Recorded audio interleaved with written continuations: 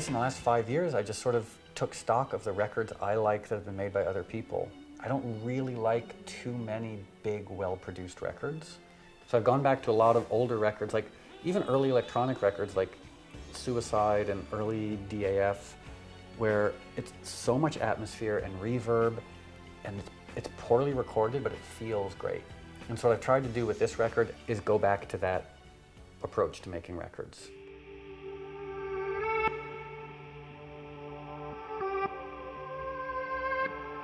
So much contemporary music is so flawlessly recorded and flawlessly produced and flawlessly mixed that I almost feel like there's no room for the listener. I feel like it's an incredibly loud, dynamic party that I'm not invited to. You know, all I can do is sort of like stand outside the party and observe it and say, wow, that's a big party. Whereas older, broken down records, it's, you know, it's like a small party that you can actually hang out in.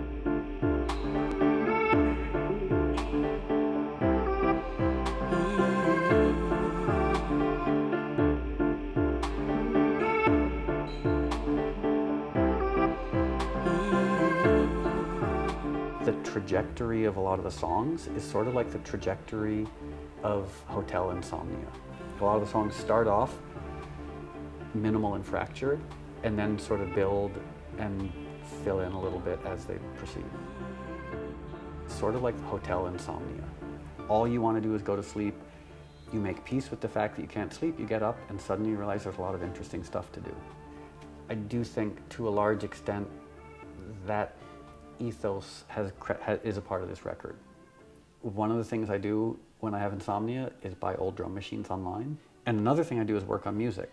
What I found is if I'm working on music at 2 o'clock in the morning in a city that has, as far as I can tell, gone to sleep, that sort of somnambulant quality influences the music. Of the neighbor through the wall, a strand of light hangs on the window. One of the really interesting things about making a record is you make a record, or at least I make a record, and I have an idea of what it means to me, but I have no perspective and objectivity because I've been working on it by myself for a year. And you put it out into the world, and all of a sudden you start getting other people's reactions to it, and that dialectic is so fascinating.